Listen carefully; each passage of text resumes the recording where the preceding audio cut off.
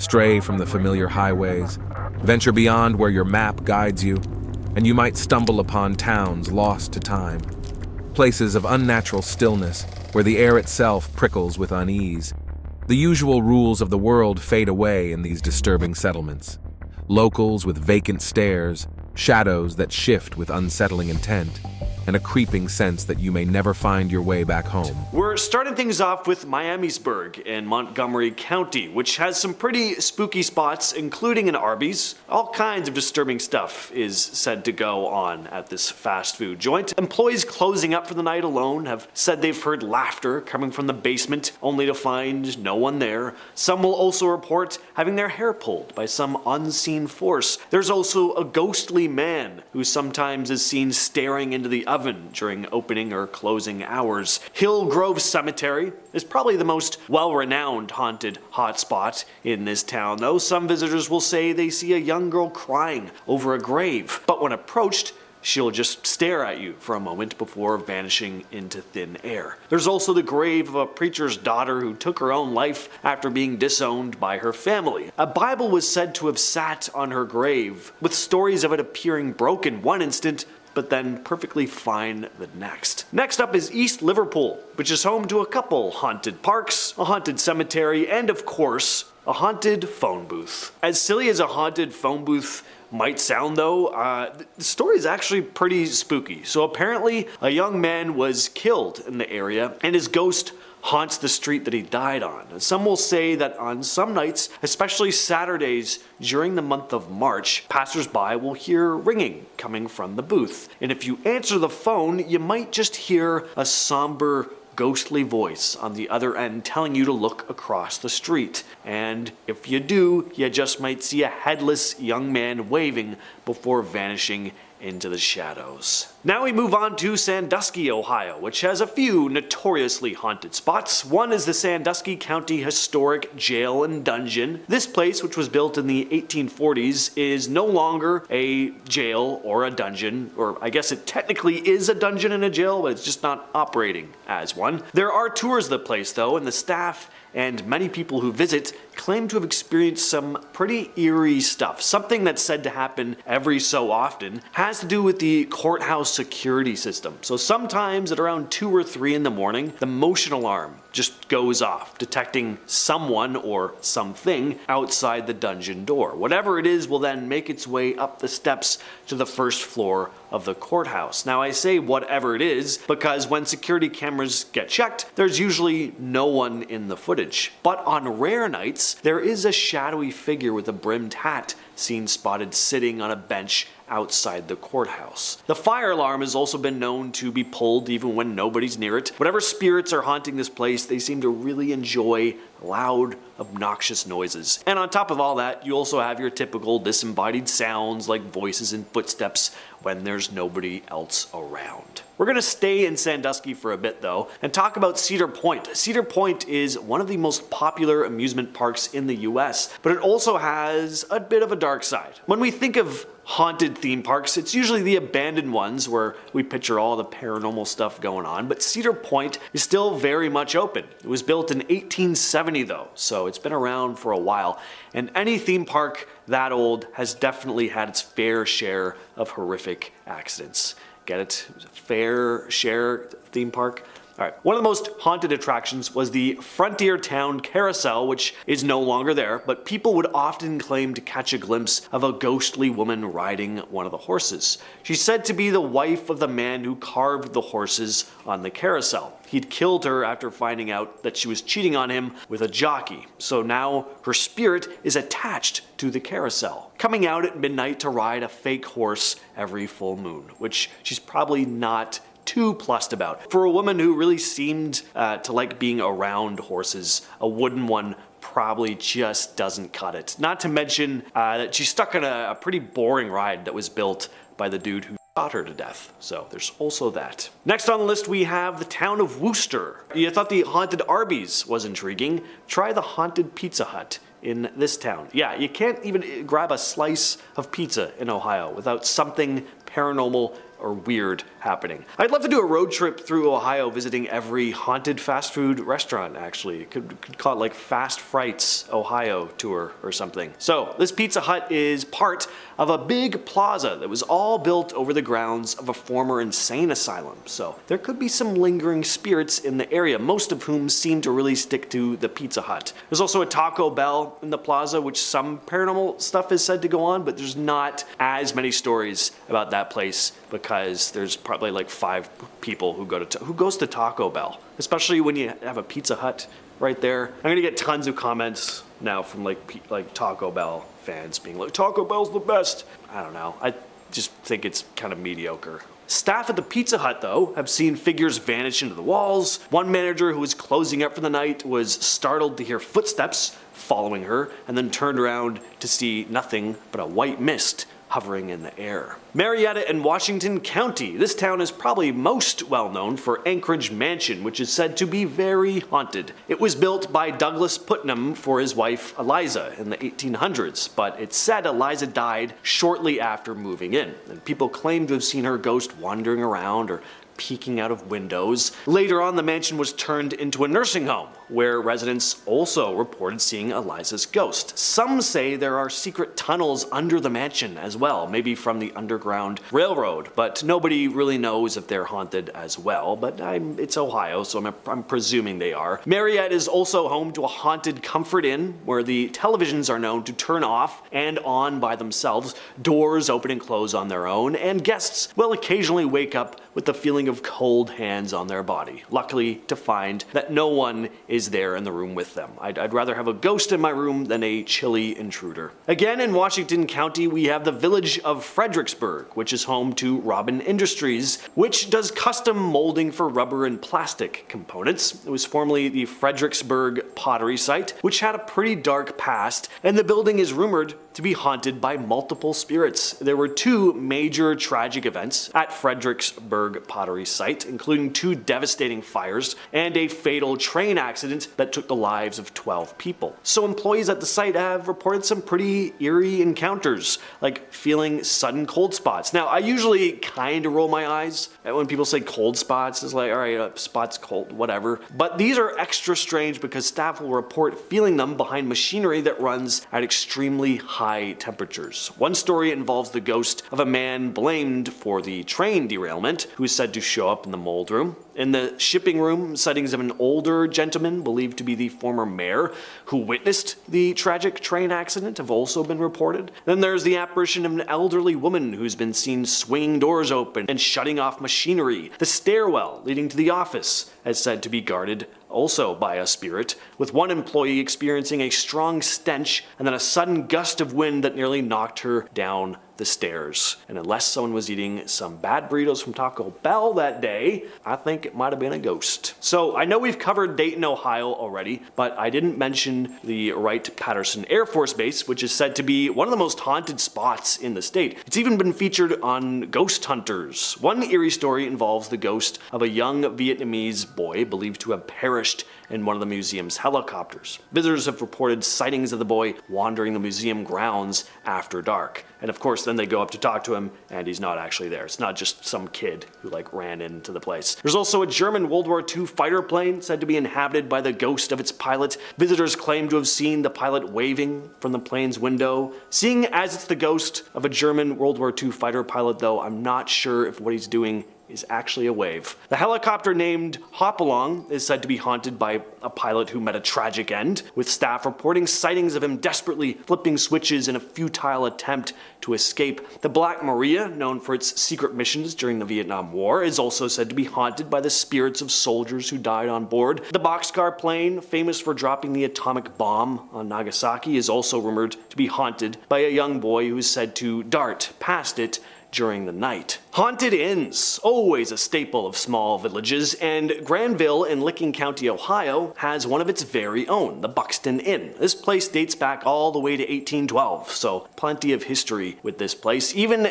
Abraham Lincoln stayed here, and some of those who were escaping from the Underground Railroad stayed here at one time as well. So with all the people who have passed through the doors and slept under this roof, all the history surrounding the building, it probably comes as no shock talk that some energy is said to linger within the inn. Not only do you have the spirits of past guests who have long since passed, but even former deceased employees are said to have never fully left. Like one of the previous owners, Ethel Bonnie Houston, for example, who's become known as the Lady in Blue. Several guests have claimed to see a woman in a blue dress roaming the hallways, only to walk right through closed doors or just vanish into thin air altogether. Some have also smelt cigar smoke out of nowhere before spotting a man who also vanishes into thin air. This is said to be the ghost of the inn's founder, Major Buxton. And we're to finish things off with Loudonville in Ashland County. This place is known for its two supposedly haunted spots, one of which is a hotel, the other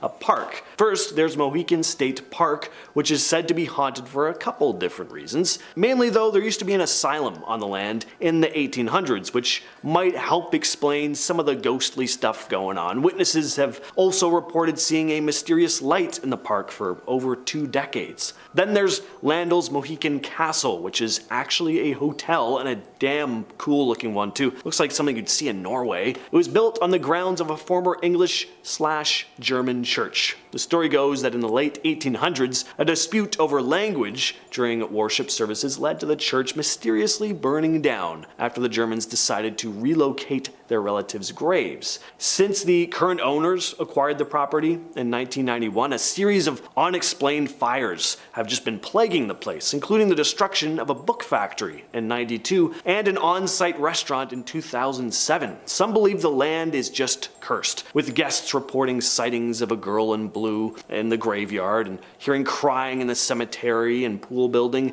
People will also claim to see Civil War era soldiers in their rooms. Elmendorf, Texas was the home of Joe Ball, who committed a series of gruesome crimes in the 30s. So this is an absolutely insane case here. I'm sure viewers from Texas are very familiar with Joe Ball, but I'd never heard of this story, and I'm pretty surprised that it's not more well known. So Joe Ball was a serial killer. He has a couple interesting nicknames: the Butcher of Elmendorf and the Alligator Man, both of which fit. He fought in World War I, and when he returned to Texas, he started making money as a bootlegger. Then, when Prohibition ended, he opened a saloon. At the back, he built a pond where he kept 6 alligators. He'd often feed live cats and dogs to the gators, but that didn't satisfy him for long. Soon, women in the area started going missing, including his own wife. Now, in 1938, 2 county sheriffs arrived at his property to question him about several of these missing women, and Ball pulled out a pistol and took his own life. But a handyman of Joe's, Clifford Wheeler, told authorities about how he'd assisted Ball in disposing of the bodies of 2 women who he'd killed, feeding them to his alligators. It's believed Joe Ball may have taken the lives of at least 20 women. Next up, we have a small town in Texas that was once home to a lesser known but incredibly gruesome serial killer, Henry Lee Lucas, who claims to have killed over 3,000 individuals during his criminal career, which spanned from the 1960s all the way into the 1980s. Also known as the Confession Killer or Highway Stalker, Lee Lucas was born in Blacksford, Virginia, and at a young age lost his father to hypothermia, and so his mother was forced to raise him on her own.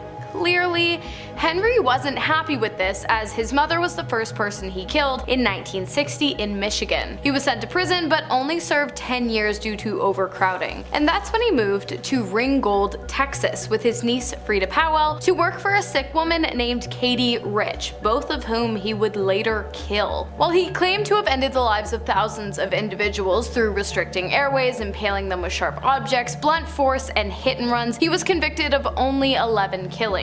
Texarkana is home to one of the creepiest cases in the state's history, the Texarkana Moonlight Killer case. So this case was heavy inspiration for slasher movies that would come years later, along with tons of urban legends. The killer literally wore a sack with holes cut out for his eyes and would attack innocent couples while their cars were parked in an area called Lover's Lane. It's about as classic as it gets. So the first attack happened on February 22nd, 1946. A young couple, Jimmy Hollisand and his girlfriend Mary Jean Larry, were attacked by a man with a pillowcase over his head carrying a firearm. Jimmy was pistol whipped and very injured, and Mary was attacked, but the two lived. Many of the other victims wouldn't be so lucky though. He would attack 6 other people, and it all happened in a period of 10 weeks. The assailant became known as the Phantom of Texarkana, and the case was never solved. Regular hospitals are bad enough, but abandoned and haunted hospitals definitely take the cake, so of course we had to include at least one on today's list. The Yorktown Memorial Hospital, located in Yorktown, Texas, between San Antonio and the Gulf Coast. It was built in 1951 to house and treat those suffering from substance abuse. When the hospital was abandoned in 1980, the living residents and staff members exited the building. But what about those who died during their time in the hospital? Well,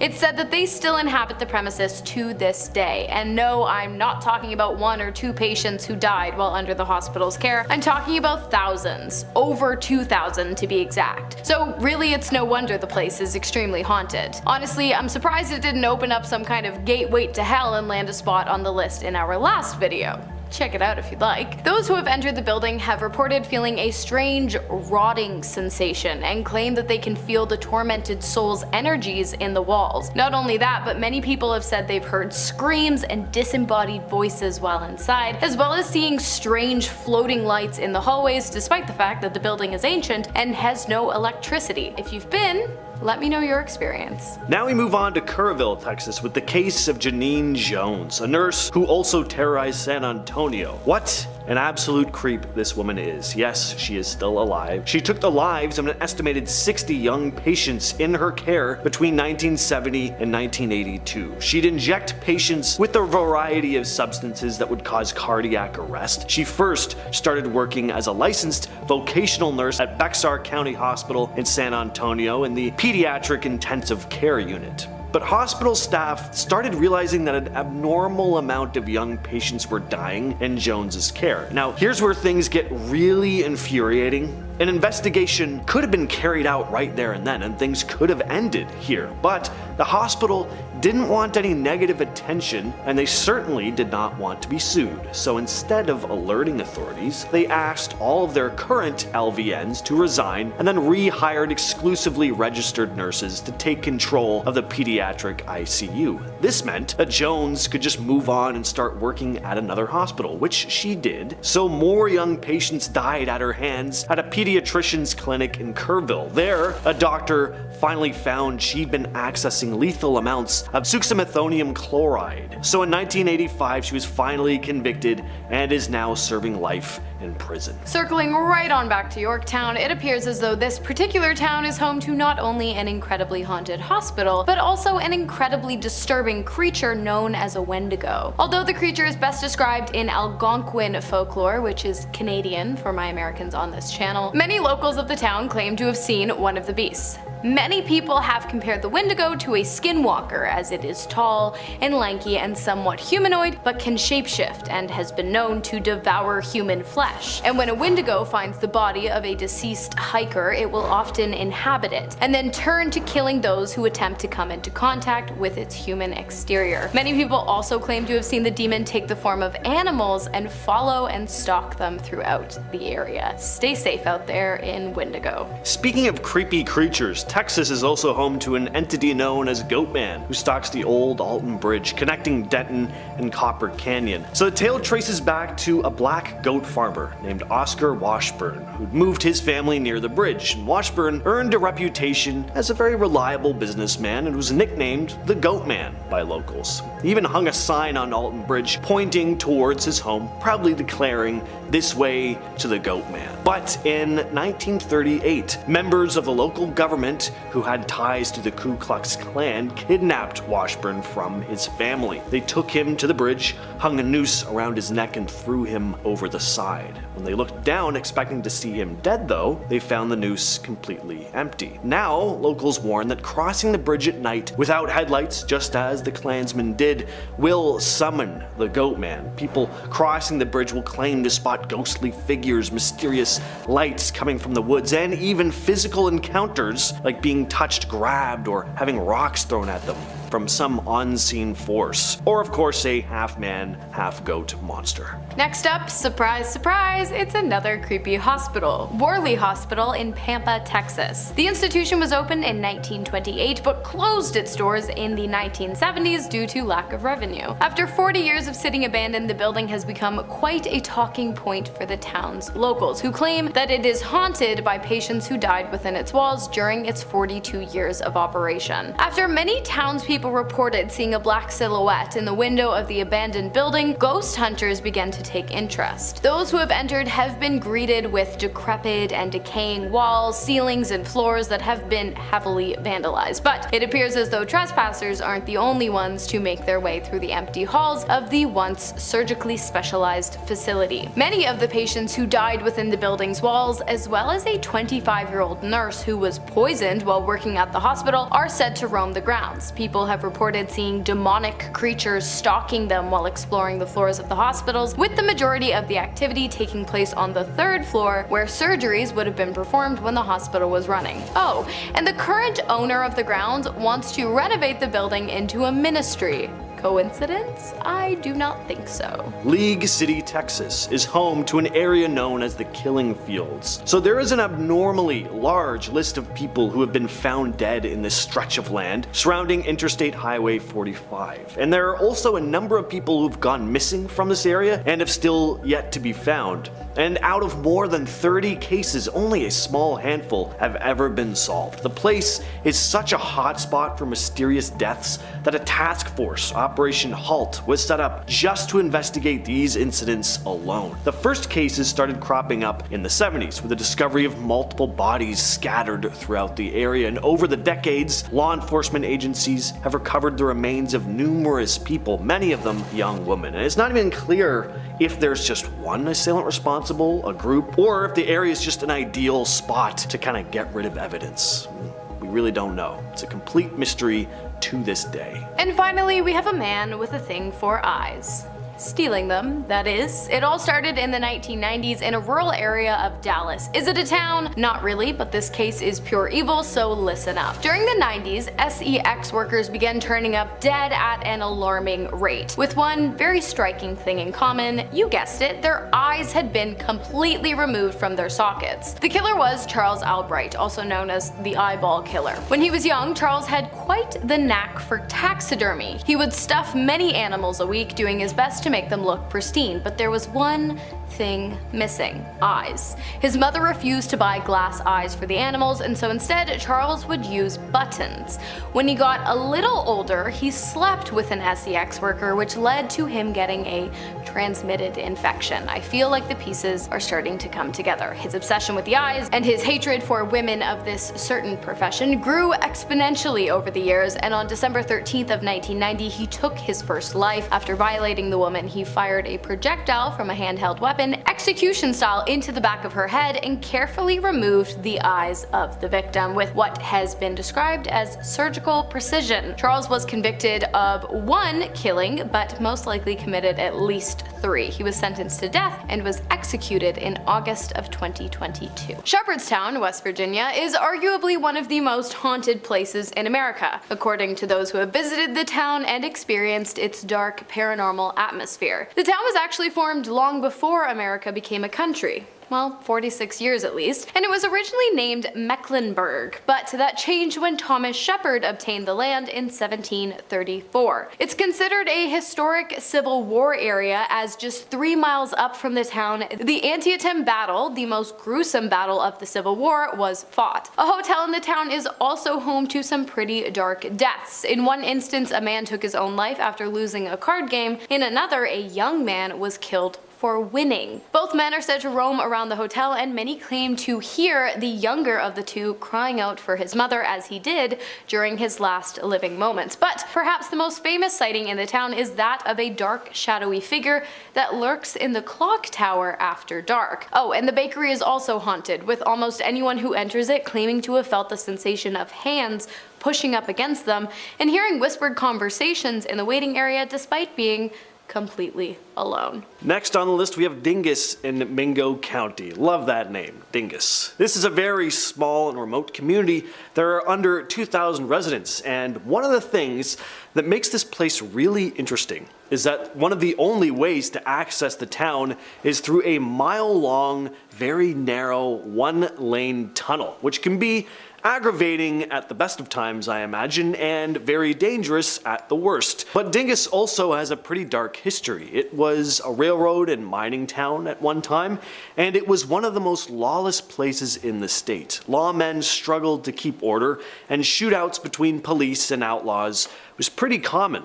And one thing the residents did not take kindly to were outsiders, and a lot of this was racially motivated. It wasn't uncommon for immigrants to be met with armed townspeople at the other end of the tunnel who would use very aggressive methods to keep them away. A lot of dark things happened at Dingus Tunnel, not just from violence like this, but accidents as well, like train collisions. So, aside from all the dark history, it probably comes as no surprise that many locals claim the tunnel to be quite haunted. Next up, we have the Weston Asylum. You know we had to have at least one asylum on our list.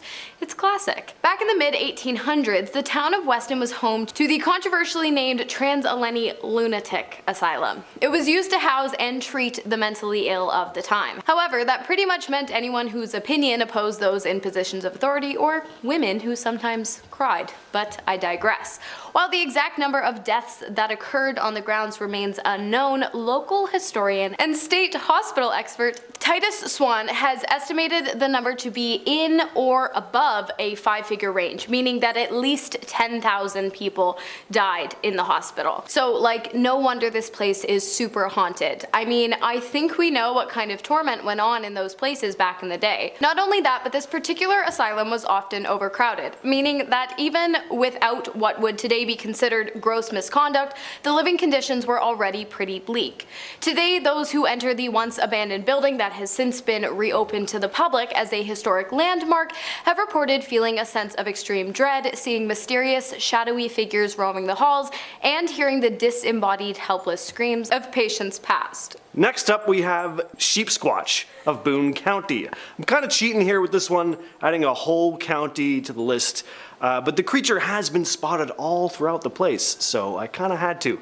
The Sheep Squatch, also sometimes referred to as the White Thing, is described as a large, woolly, furred monster with goat horns and razor-sharp teeth. Sightings of the creature started being reported in Boone throughout the 90s, beginning in '94, when 2 youngsters spotted the strange creature while playing in their yard. Now, what I find interesting about these reports is that the creature is always described as having white fur. Now, why do I find this interesting? Well, with Bigfoot sightings, there's usually a chance people could be misidentifying a bear, whereas here, like, what animal is there the size of a bear with white fur? Polar bears, but they're not really roaming around West Virginia.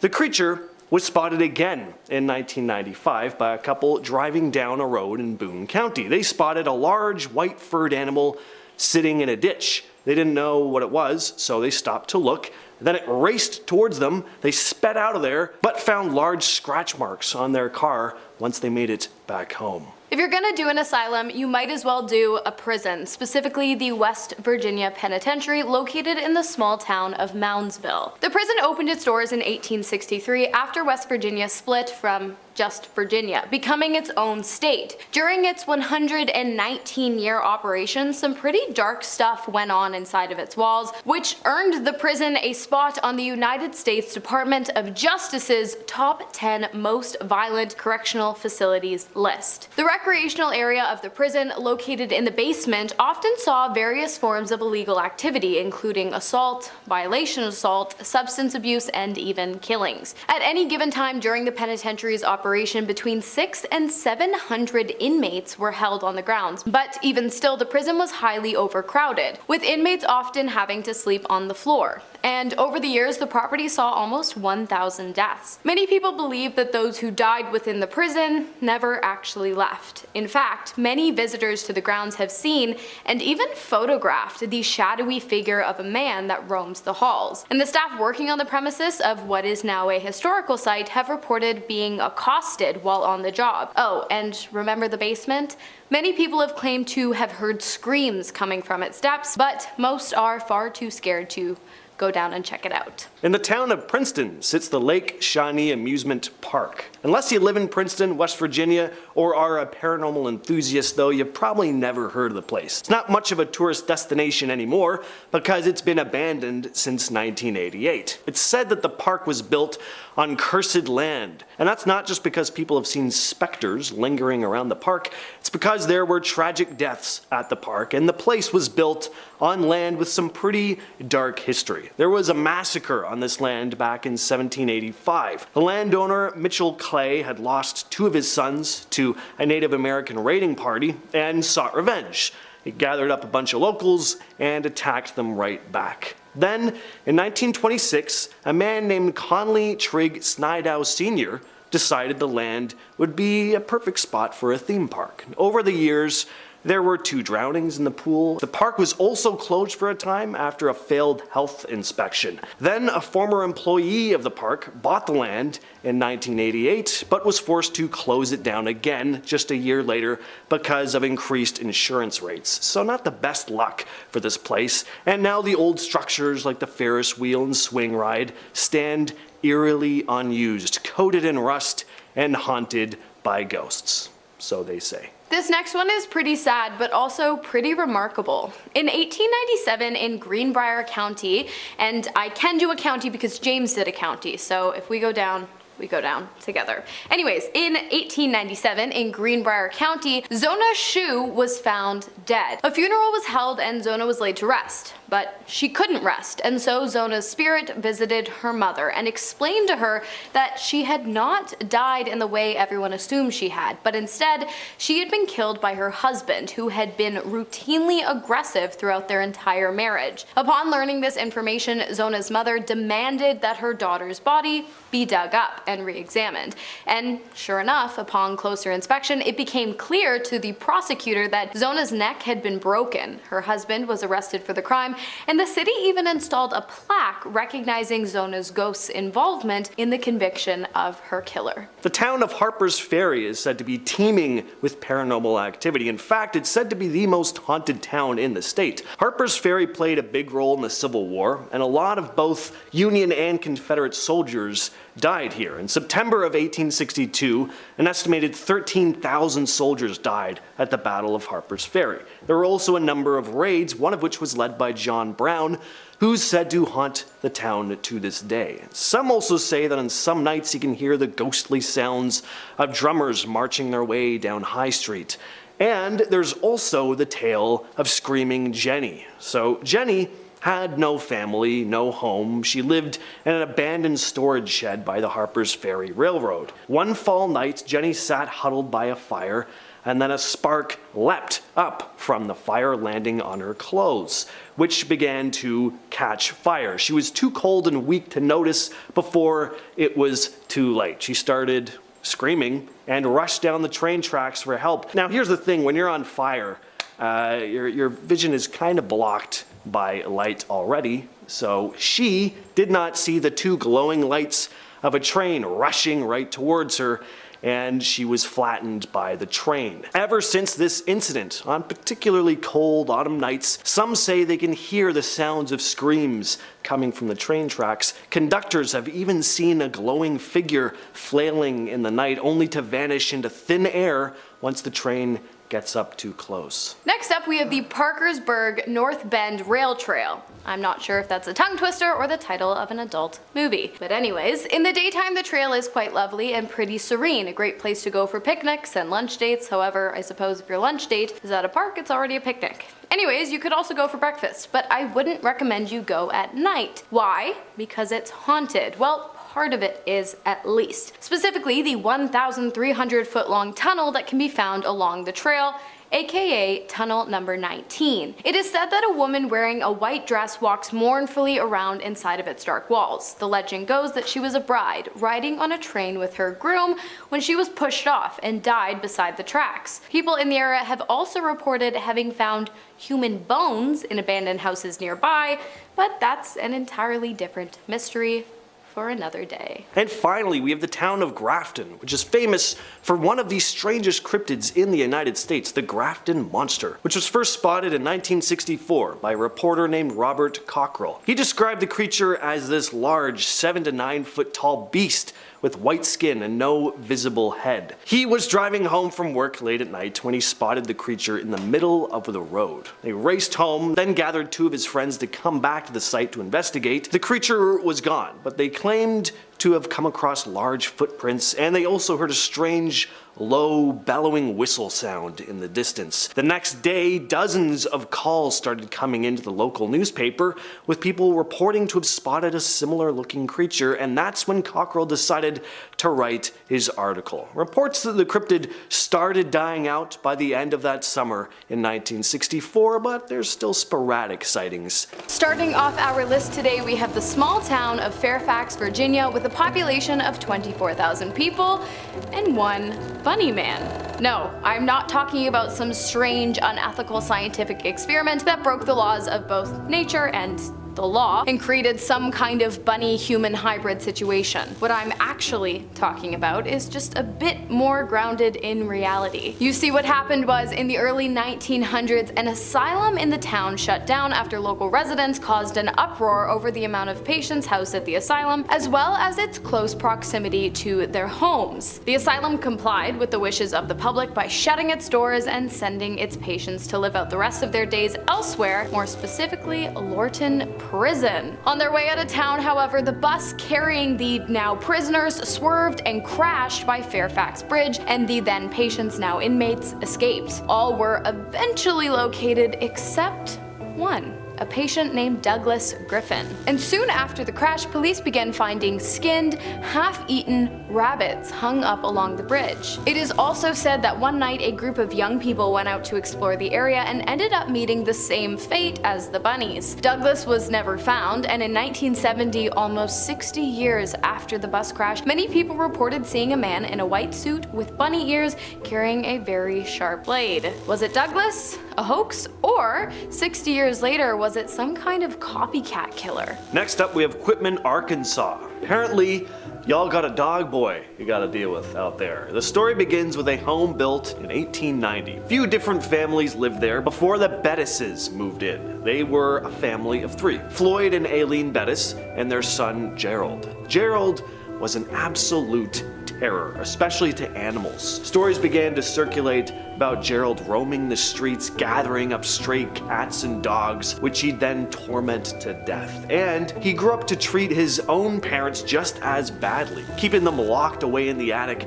and even throwing his own father down the stairs at one point, killing him instantly. Gerald was arrested and died in jail, but that's not where his ghost is said to be. Families that have moved into the home since have reported strange things happening inside. First of all, it's said that pets just outright refuse to go into this house. Then there's the story of a contractor who came to work on the house and saw a large man with long brown hair carrying a cat by its neck, who then began rushing towards the contractor before vanishing into thin air. Many believe the home to be haunted by Gerald Bettis, aka the Dog Boy.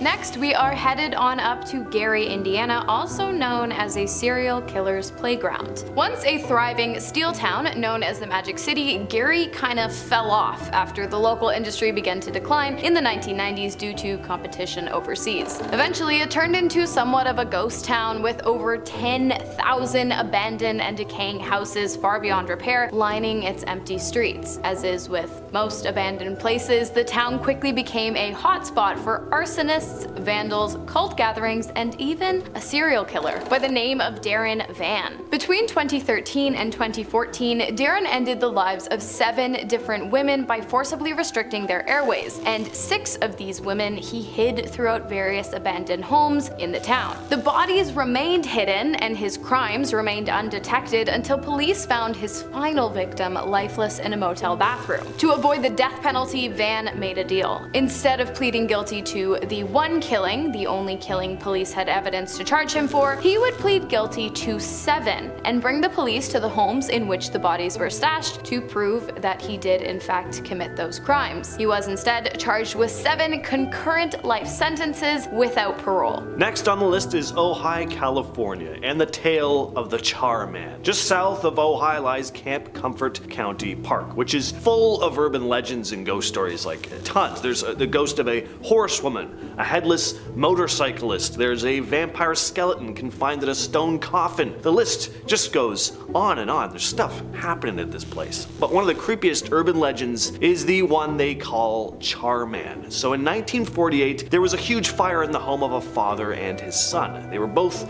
horribly burnt before firemen arrived, and it took them a while to get there apparently, because by the time they did get there, the father was dead and the son had become completely deranged. He'd hung his father by his feet and skinned him. And the story goes that he just went crazy and then decided to do that. He was like, "Oh, I'm burnt!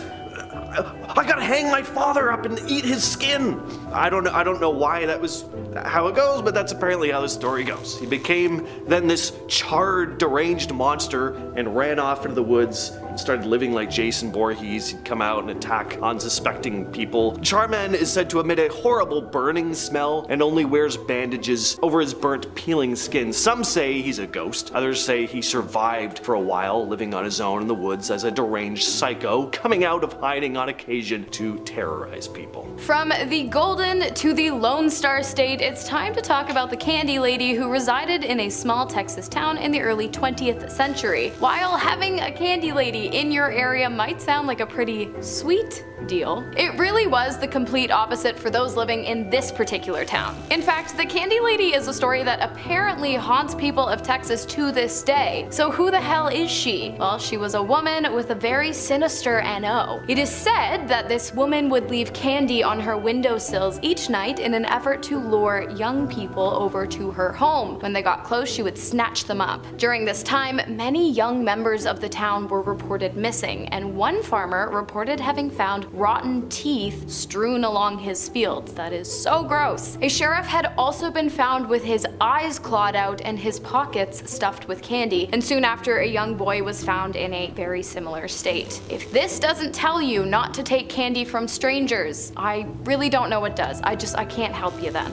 Now we move on to Ellicott City in Maryland. This town has a very unsettling urban legend, that of the Blink Man of Ilchester Tunnel, also known as the Flickergeist. Ilchester Tunnel is said to be haunted by the vengeful spirit of a homeless man who was hit by an oncoming train in the 1900s. Now, if you feel like it, you can summon Blink Man to haunt you rather easily. All you need to do is head to the tunnel at midnight. Of course, it's always midnight, and stare into it for a whole hour. When 1 a.m. hits, it's said that you'll start to see the ghostly, tormented face of the Blink Man, and then every time you blink from that moment on, you'll see him creeping closer and closer to you when your eyes are closed. Now, personally, I wouldn't suggest doing this, even without the possibility of being haunted by a disgruntled homeless ghost the rest of your life. Just don't think it's a great idea to stand staring off into a tunnel in the middle of the night on active train tracks. Moving on up and over to Exeter, Rhode Island, home to many of history's New England witches, the first of which was executed in 1647. Fast forward to 1982,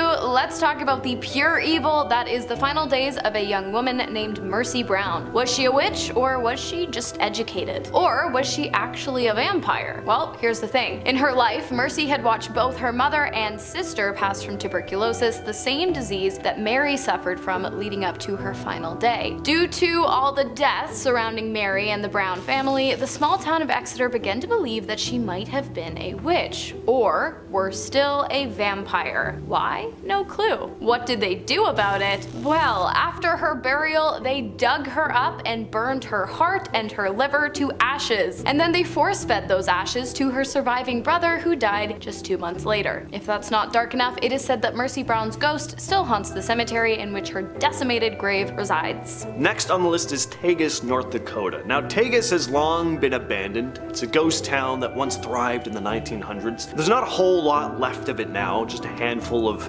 rundown homes, and of course a stairway to hell. At one time, there was a Lutheran church in the ghost town. It was burnt down in the early 2000s by hoodlums. The abandoned church was always said to be a real spooky place. Satan worshippers were said to practice dark rituals there. It's said if you stand in the exact spot where the church once stood, you can faintly hear screams coming from the souls that were once damned to hell. Other sights to see at the abandoned town of Tagus include, but are not limited to, a ghost train, which some have seen chugging along the old abandoned train tracks. Love the idea of a ghost train. Ghostly hellhounds, regular old ghosts, and ticked off local residents who may not be too pleased with mass amounts of people descending on the ghost town to catch a glimpse of the paranormal. From the stairway to hell in North Dakota to the gates of hell in Thornton, Colorado. What's next? Highway to Hell in AC/DC? Anyways, the gates are said to be located just off of Riverdale Road, a relatively short road in Thornton. But you know what they say, short road, big scary mansion containing the gateway to hell. The mansion is said to have gained its entryway status after a man buried his wife, son, and daughters alive on the property. But these were not the first deaths to occur on the lot. In previous years, many people had been killed and strung up around the mansion as well. We are not sure if the madman responsible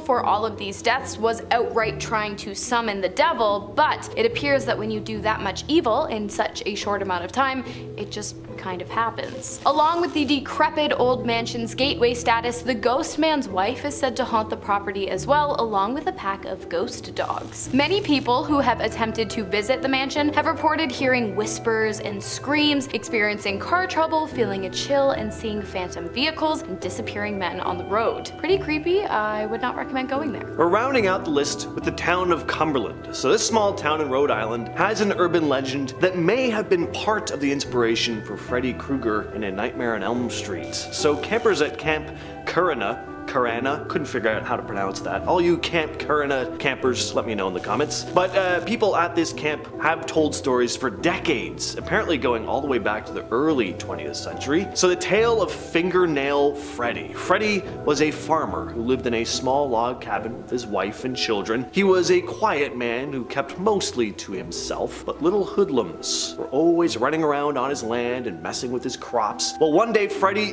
he had enough. He decided he was going to scare these menaces off his property once and for all by filling a shotgun with rock salt and firing at them. This did scare them off, but not for good. When Freddy was out in town, the young vandals returned and burned his house down, with Freddy's family still inside. Freddy returned to find his cabin engulfed in flames and tried to rush in to save his loved ones, getting severely burned in the process. So Freddy ran off into the woods, living a secluded life, but every once in a while he'd come out to terrorize young boys at Camp Currana, a disfigured monster with a burnt face and incredibly long nails. Number 10. The Bisman Building. The Bisman Building was built in 1886, and fun fact, the film Shawshank Redemption used this place as a filming location. If you have seen the film, the building is used as the entrance to the Brewer Hotel, where Brooks and Red stayed after they were paroled from Shawshank. The real building, though, is haunted. While here many people experience a feeling of dread and sadness, particularly on the 3rd floor. Many people also report an overwhelming sensation of darkness when on this floor,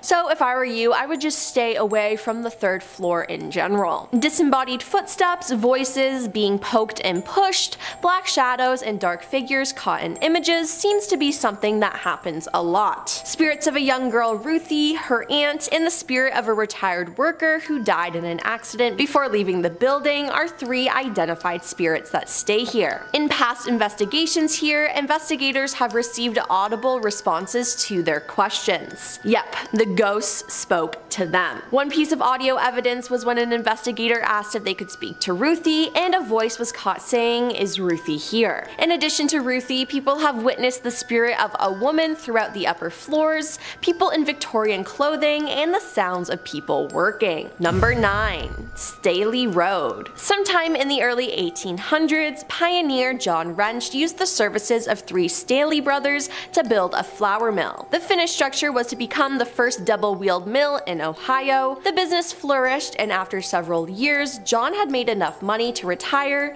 and ended up selling his mill to Elias Staley. The mill was then passed down to his brother Andrew and continued to produce flour until 1905. Today, the mill is still standing, and on Staley Road, named for the brothers, winds its way past and through the woods. It has become something of a rite of passage for local teens to drive this road at night to show how brave they are. It's been said that Old Man Staley went on a rampage, ending the lives of many, and is now haunting the road. Motorists say that they often experience unexplained car trouble, and some have even seen Staley's ghost standing next to or even lying in the road. Number 8. The Golden Lamb. As the oldest hotel in Ohio, the Golden Lamb has seen more than its share of famous guests, including Charles Dickens, Mark Twain, Daniel Webster, and 12 American presidents. Yeah.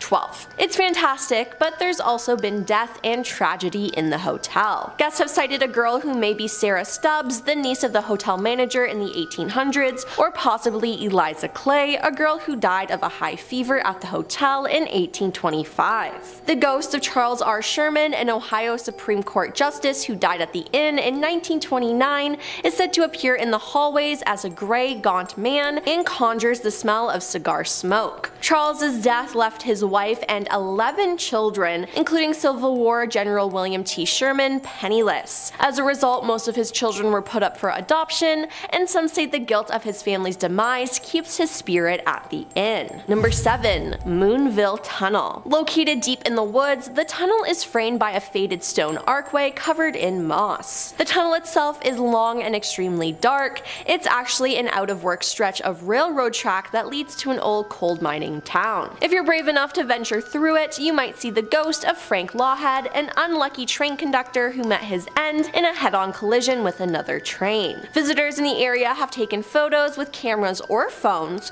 only to look back at them later and notice the pale figure of a man they didn't see before, or phantom train lights blazing at the end of the tunnel. It's also said if you listen carefully, inhale deeply, and blink intermittently, you may encounter spirits from another time. The piercing whistle of a train rounding a curve, the smell of lavender wafting from a woman in an old-fashioned dress, or even the glow of gaslit lantern illuminating the face of the weathered brakeman. So that's fun. Number 6. The Buxton Inn. The Buxton Inn was built by Orrin Granger in 1812 as an inn and tavern, and it also served as Granville's first post office and as a stagecoach stop. I'm just gonna say it, this place is haunted. The first ghost spotted in the Buxton Inn was the first owner, Orrin. Other ghosts include the Lady in Blue, rumored to be the former innkeeper Ethel Bonnie Bonnell, Major Buxton, whom the inn was named, and even a phantom cat seen slinking along the halls. There's been strange activity like footsteps and doors opening on their own reported in the inn's basement, where stagecoach drivers would often stay during their stopovers in the past. However, the ghosts just don't stay in the basement. Oh no. Rooms 7 and 9 are said to be the strongest places for activity, with apparitions appearing. One guest even reported a ghost cat showing up to cuddle and purr in the middle of the night, which, like, aw, that's so cute.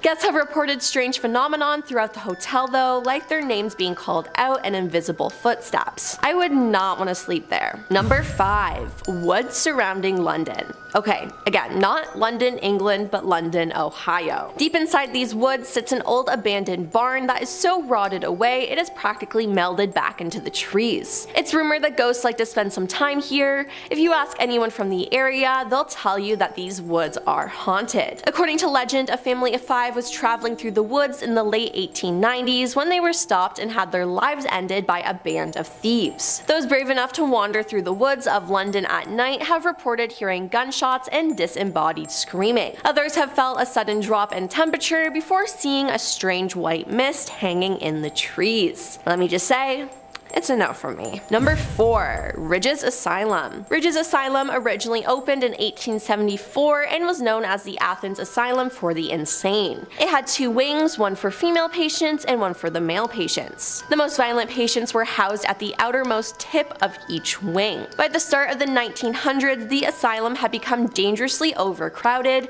and rumors of inhumane treatment at the hands of the overworked staff were growing. Despite this, it was not officially closed until 1993. Some parts of the building are still in use, while other areas are completely abandoned. One of the scariest places in the building is the outline of a body where Margaret Schrilling died in 1979. She apparently got lost in the disused part of the hospital in the winter of 1978-79 and was not found for more than a month. When the corpse was eventually removed, it left a stain that could never be washed away, which just makes me gag thinking about it, but imagine the smell, like, ew. Ugh. She is one of the many ghosts who is said to walk the asylum at night. Strange figures have been seen roaming around the old floors. Others have heard disembodied voices, footsteps, and screaming. Most appealing to imagination is the basement. Some claim severely disabled patients were kept on chains in dungeon-like places. Some say they've even heard the chains being pulled. Oh, and there's also a cemetery on the grounds which holds over 1,930 bodies. Of those, 700 women and 959 men lay under the headstones marked with only a number, which is sad. Number 3.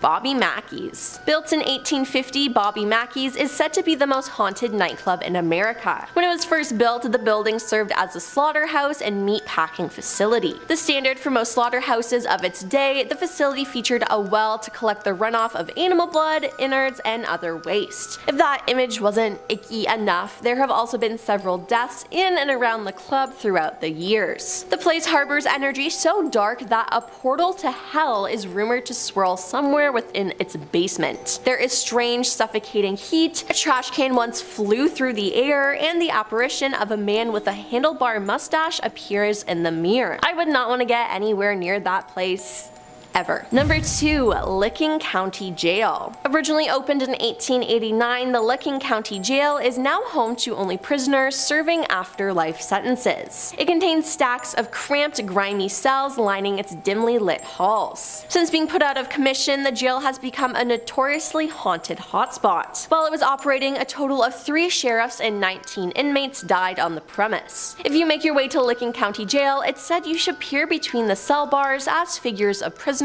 are said to peer back. Visitors have reported hearing cell doors slamming, being touched, whispering in your ear, whistles, the sound of footsteps, some of those being what seems residual, the jingling of keys, screams, and moaning, as well as seeing strange light anomalies, full shadow figures, and photos with unexpected images in them. That sounds absolutely terrifying, and I would not want to go there. And coming in at number 1 is Seville Rectory. The Seville Rectory is a historical building that once served as the home for priests of Our Lady of Perpetual Help Church. Priests of questionable moral character were rumored to live here, if you know what I mean, including a man who was moved around considerably before retiring from the priesthood, leaving some to believe the church was covering up his tendency of mistreating animals. His fellow priests later confessed to hearing strange sounds coming from his bedroom and feeling uneasy in his presence. As the alleged site of the mistreatment, it's no shock that the place has some wicked demonic energy. Reports detail strange howling cries and deep scratches appearing in the flesh of workers. The current owner of the building, Terry Scott, even claimed that she was pushed by an invisible force. The presence was so evil that a priest was called in to perform an exorcism, but his efforts did little to keep the demonic energy at bay,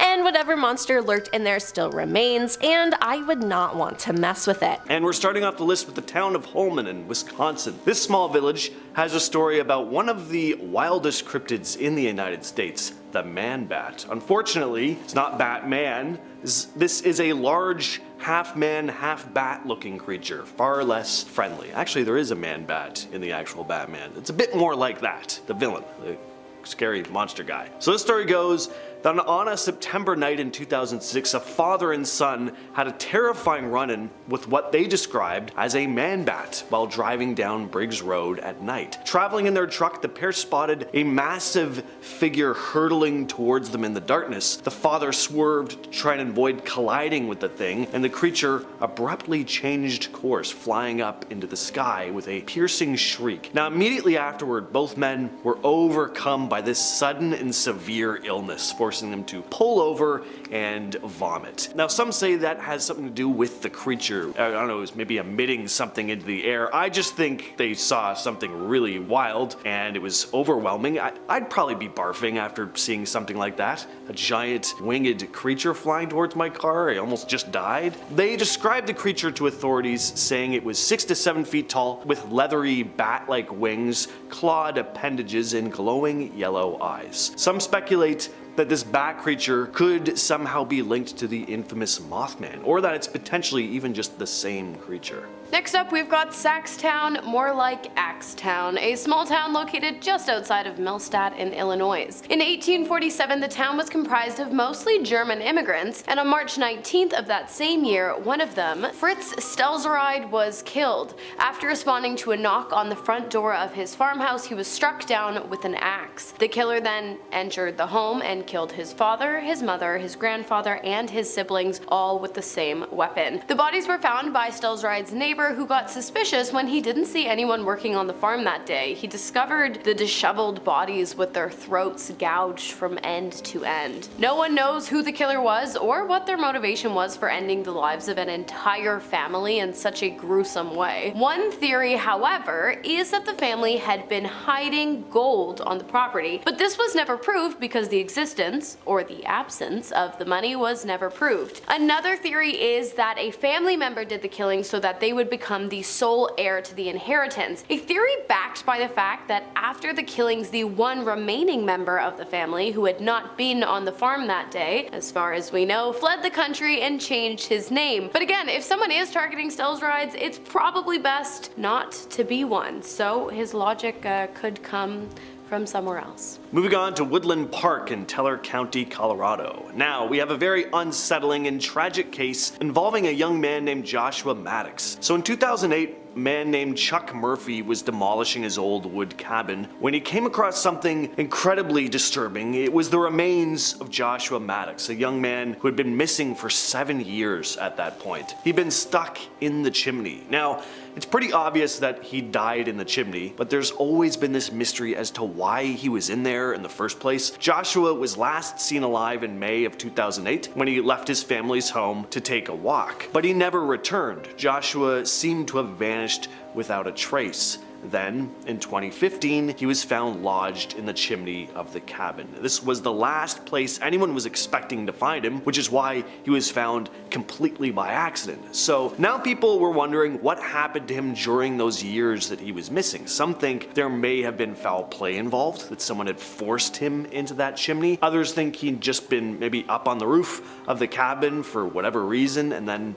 had an accident. Next up, we have the mystery of the Below killings, which took place in Windsor, North Carolina in 1993, back when the town had a population of just 4,000 people. So small, yes. Mysterious, also yes. On June 6, a man armed with various weapons entered the local Below grocery after hours. There were 6 employees in the building, all doing their closing duties when the man arrived, and using his handheld projectile weapon, he led them all into the meat cutting room in the back. He bound their hands with duct tape and then stacked the employees 2 by 2 before firing his weapons at all 6. He then grabbed a meat cleaver and used it to impale the bodies numerous times, again and again, until the blade actually broke off into one of the victims' backs. Super disgusting, but surprisingly, after the attack, one of the victims was able to break free and call the police. Even more surprising, 3 of the employees actually survived the attack as well. The surviving employees were able to give a description of the man to police, but neither could figure out who committed the heinous crime, why, and where they are now. But the police did say it was malicious and thought out. There's currently a $30,000 reward for any information that can lead to the arrest of the assailant, so if you know anything, give the Windsor, North Carolina police a call and leave a comment.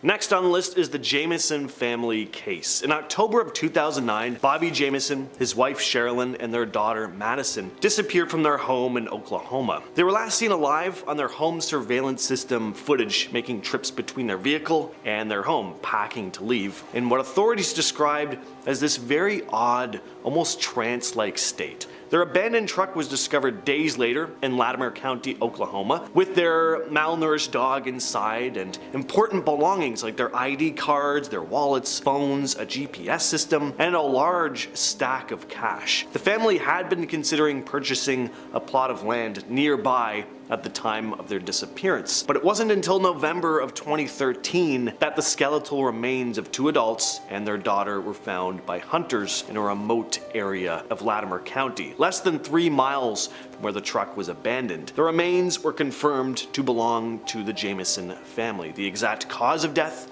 couldn't be determined because of how advanced the decomposition was, so the case is still completely unsolved. Next up, we have the mystery of the vanishing Iowa town of Erkhammer. In 1928, the town was small but thriving. It was well kept and growing. The grass was always mowed, the roads were always clean, and ever so often new buildings would pop up as well. Pretty normal town, right? Well, things started to get weird when an aerial photo taken of the town painted an almost opposite picture of what could be seen from the point of view of someone on the ground. The town looked abandoned and disheveled. The grass looked overgrown and unkempt. A weird photo is weird, but many people did their best to believe that the image was the result of a messed up camera lens or something of the sort. But then things got weirder. During a road trip, an American man had stopped to fill up his gas tank in the town, but when he drove away, he realized that his tank had never been filled up, and so he drove back to get the gas that he paid for. He ran out of gas before he could reach the town, but he could see it and it didn't look far, so he got out of his car and began walking and walking and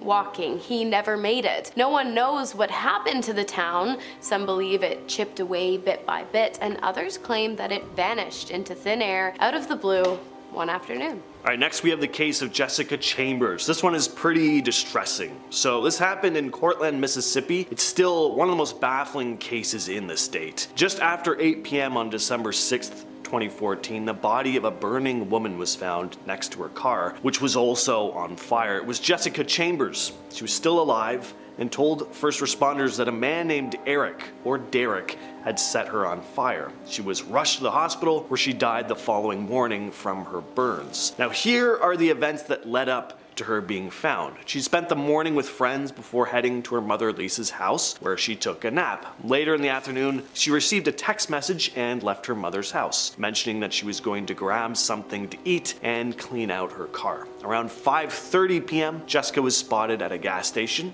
approximately 1.5 miles from where her body would later be discovered. This was the last confirmed sighting of her alive. Location data from her phone indicated that she'd traveled to nearby Batesville around 6 p.m. She returned to Cortland around 6:30 p.m. At about 6:45, she made a call to her mother, who noted that the call was unusually quiet. This was just 15 minutes before Jessica drove to the area where her body was found. At 7:30 p.m., she arrived at the location where, tragically, she lost her life about 30 minutes later. Nobody knew who this Eric or Derek could have been. Everyone with those names in the surrounding area was questioned, but they were all ruled out. The case is still a complete mystery. Next up, we have the Gurdon Light, which can be found in Gurdon, Arkansas, or Arkansas if you're James. He'll never live that down, guys. The light appears floating over the town's railroad tracks. It's eerie, ominous, and it glows a bright bluish white and sometimes has a bit of an orange tint. While the light might sound like some kind of ghost story or urban legend, it's actually not. It's a real phenomenon that occurs on a regular basis and that has been witnessed by hundreds of people, and maybe you if you decide to go visit. But still,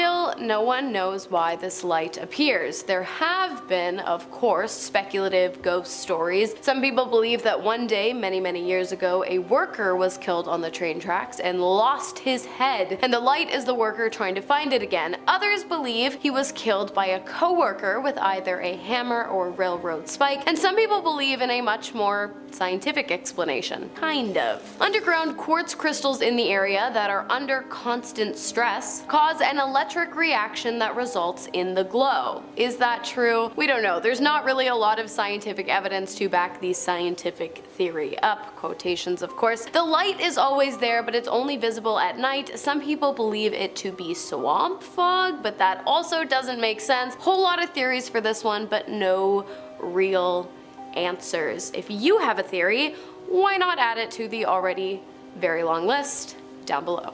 Now we move on to Longview, Texas to discuss a mysterious entity that's said to lurk in the Gregg County Historical Museum. This eerie presence lurks on the second floor, where a century-old iron coffin holds a haunting secret. Larry Corrington, a member of the board of directors, has spent a long time volunteering at the museum and has experienced some pretty unsettling stuff. According to him, while he works downstairs, he sometimes hears this distinct sound of small footsteps echoing near the coffin upstairs, and he's not the only one who's heard them either. Other volunteers have also reported hearing these phantom footsteps. The origins of the iron coffin date back to the 1880s when it was discovered near downtown Longview. Inside the coffin were the remarkably preserved remains of a young girl. It's believed that she passed away while on vacation, and her family, unable to transport her body back home to West Texas, chose to lay her to rest in the iron coffin. Now, the girl's remains were reinterred at Greenwood Cemetery, but the coffin itself found its way to the Gregg County Historical Museum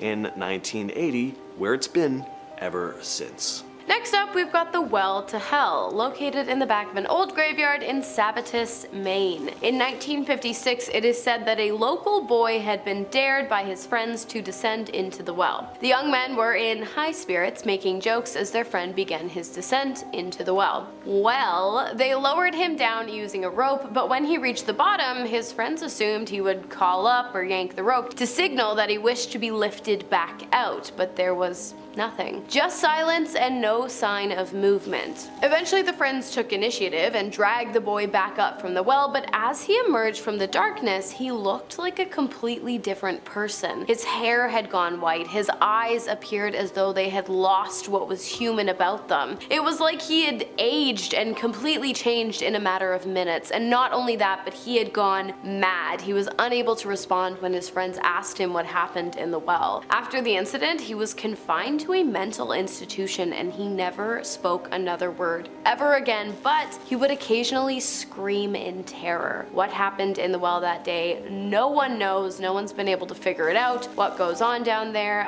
but I think a pretty good theory is that it was, in fact, a well to hell. If you enjoyed this video about disturbing small towns, then you have to check out this video next. It's actually part 1 for this series. Check out all these small towns that actually exist around the world, because your mind will be blown.